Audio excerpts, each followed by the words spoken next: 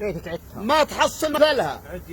يقول مشيت من بيتي على نص شوال في ظهر دنها ما تبنشر عجلها 2011 مطربلة بطربال على بضايع ما تحصل مثلها. متوجه الا دولة تشرح البال دولة عيال العود ما ببدلها المملكة حيث المعيشة والأجمال عند الرجال الوافية في عملها. أدور أرزاقي على عزة وجلال بكد يدي لو تعبها قتلها على الشرف والعزة ما عيش بذلال لو مت من عيني وغمض سبلها. قد مر كم من عام صابر وقبال لا والله إلا كل وجبها قبلها. مره مع هندية ومصرية وبنقال وأحيان في شقراء نجدد حللها. الارزاق بيد الله عليه التوكل ما هي على الرجال لا من جملها.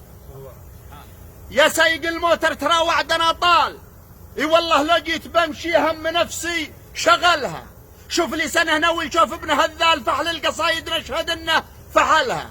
بنتجه باكر بلا خوف وجدال في شاص زرقاء عزمها في دبلها. لا يم مساجر طيب الصيت والفال حيث الكرامه ينبسط من دخلها. من حيث ابو هذال قاعد وحلال في فله عظمى من اروع فللها. على يمينك لا تنويت مدخال لا جيت نفسك تبطل زعلها. واحنا ضيوفه وقت سمره ومقيال ضيف اليمن ما يرتهب من نزلها. وبيحيينا تراحيب الابطال على السعه والرهب مرحب بطلها. اي والله وبيقهوينا من الكيف فنجال وبيعشينا عسل من عسلها. هذا عتيبي ما يحسب للاموال من روق والله ما تناقص كيلها. واقول له شوف عندي اخبار واقوال من راس شاعر للبياضه نقلها. شوف كلها لك مدح من دون فصال مدح العجب ما هو العد تهللها. نافيك معجب يا خلف طيب الحال يا شاعر الهولات واكبر دولها. اتابعك من صغر سني بلا مال وانا في بلادي في على جبلها. واحفظ قصيدك كلها بالتسلسال وان جات من غيرك تركنا هملها. واقولها في كل مجلس ومنزال لي الشرف في حفظها وانتولها. لولا انت ما بشعر ولا اجيب موال بصر القصايد طز فيها وجلها.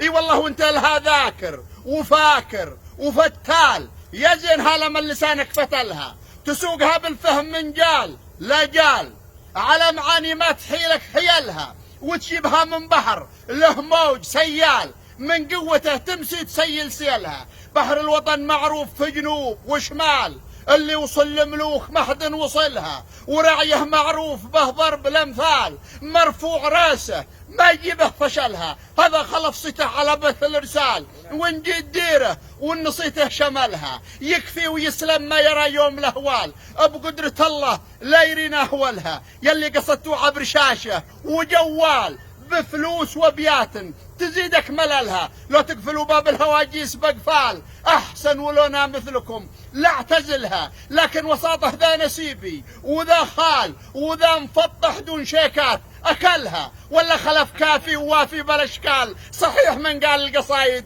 لهلها ما هي من قال اعرف الميم والدال وجر صوته يوم تلعب شللها. لا والله انه فرق في قول وافعال في اللي شاطرها وفي اللي غزلها. الله اكبر صح لسانك والله وجهك.